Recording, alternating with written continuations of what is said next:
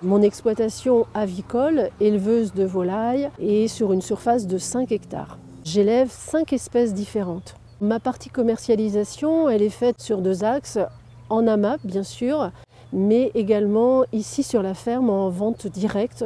Les clients viennent dans mon local qui est ouvert sur certains jours de la semaine et certains horaires.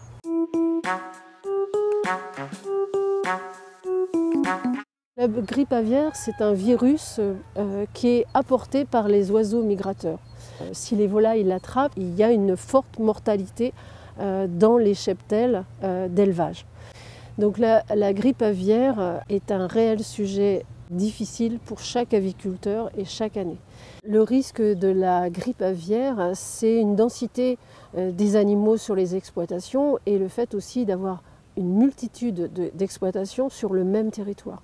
Au point où effectivement, quand il y a un cas présumé de grippe aviaire, c'est l'exploitation complète avec un abattage complet des lots. Donc ça va mettre en difficulté des exploitations sur la France entière.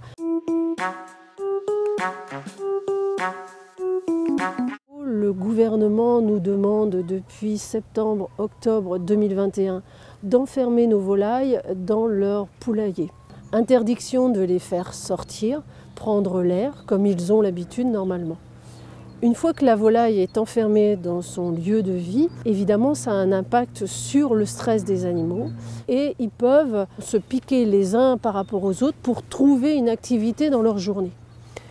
Le fait d'être enfermé, c'est aussi pour l'intérieur du poulailler d'avoir une litière plus sale.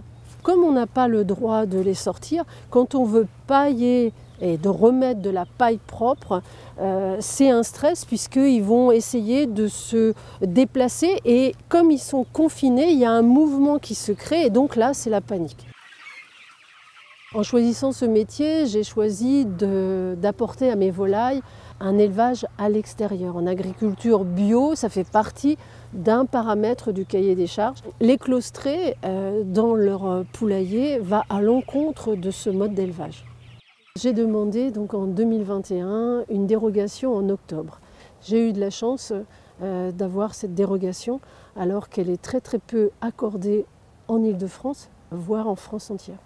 Une des conditions, c'était à condition de réduire la surface extérieure des volailles. Cette surface réduite va permettre évidemment à mes volailles de sortir, mais de fait de réduire à 1,5 mètre carré par volaille à l'extérieur fait qu'effectivement ces volailles détruisent beaucoup plus vite le parcours en herbe. Au moment où on a été obligé de claustrer les animaux, les clients venant sur la ferme ne voyaient plus les volailles parcourir leur parcours en herbe. Ils se sont interrogés sur la qualité de nos produits. Ils se sont interrogés jusqu'à quand on allait enfermer nos volailles. Il faut savoir que la réglementation, elle est faite pour les gros industriels. Et cette réglementation, elle est diffusée bien sûr sur nos élevages. Donc nous, on pâtit du fait sur nos petits élevages de cette réglementation. Et pour ces industriels, elle ne changera rien cette réglementation puisque les éleveurs de grosse densité comme les industriels ne sortiront jamais leurs animaux. Elle n'a aucun impact.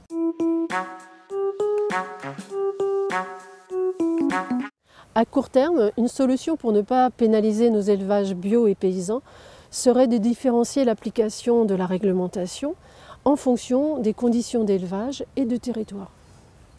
À plus long terme, il faudrait sans doute réfléchir à la densité des élevages sur des élevages industriels. Et il faudrait aussi sans doute accélérer les recherches sur la vaccination des volailles.